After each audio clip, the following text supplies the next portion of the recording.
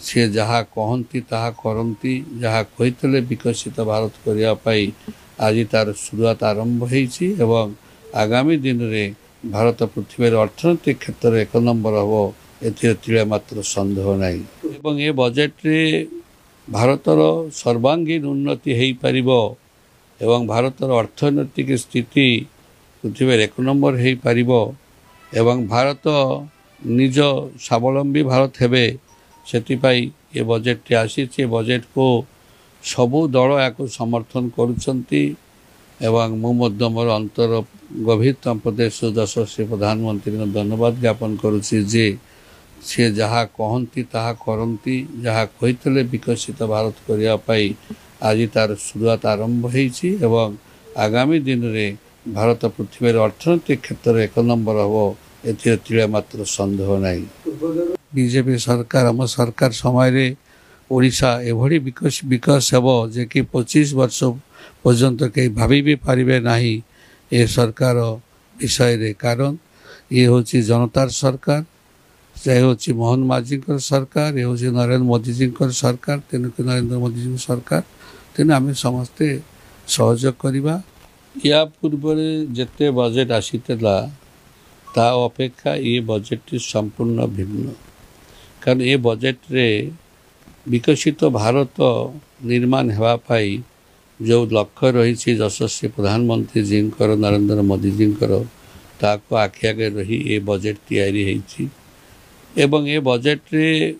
भारतर सर्वांगीन उन्नति हो पार एवं भारतर अर्थनैतिक स्थिति पृथ्वी 1 नंबर हो पार एवं भारत निज स्वावलंबी भारत हेबे सेतिपाई ये बजेट टी आसी बजेट को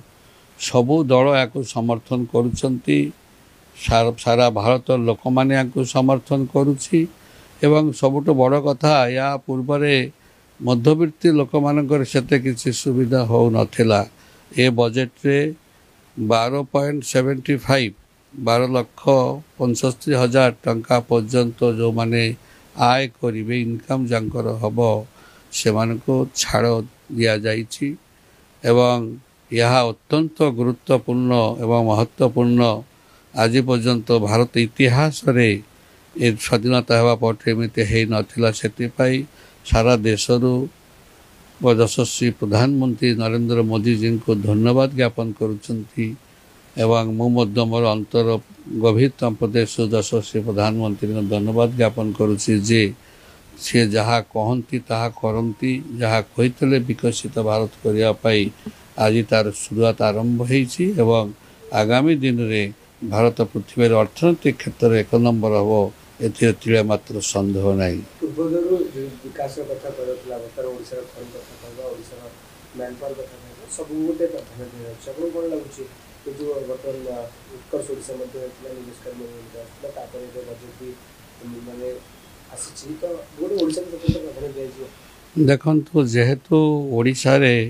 नरेंद्र मोदी जी आज 6 थर आसी सारे से चाहते ओडिशा को फोकस राज्य रे रखापी एवं सबुठ गुरुत्व दौरान ओडिशा को सबु क्षेत्र रे एवं आगामी दिन में ओडिशा भारत 1 नंबर राज्य हम ताही चाहते जेहेतु मोदी जी ये मोदी जी देखी पारुछंती जे ओडिशा रे सब प्रकार संभाव्य अच्छी उन्नति होगापाई एवं एबे जो माने प्रवासी मान को डाकी से भारत रे ओडिशा रे निवेश करने से कहुला ओडिशा निवेश पाई एक भल स्थान एवं सब प्रकार इंफ्रास्ट्रक्चर अच्छी ओडिशा राज्य में खनि खदान पानी जंगल सब प्रकार सुविधा अच्छी तेणुक बहु निवेशकारी ओडिशा को आसुचंती आसबे बहुत प्रकार से माने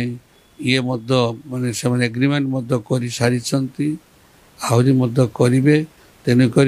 ये सरकार बीजेपी सरकार आम सरकार समय ओडिशा एभली विकास हेब जे कि 25 वर्ष पर्यंत कहीं भाभी भी पारिबे नाही ए सरकार विषय रे कारण ये हूँ जनतार सरकार ये हूँ मोहन माझी सरकार ये हूँ नरेंद्र मोदी जी सरकार तेणुक नरेंद्र मोदी जी सरकार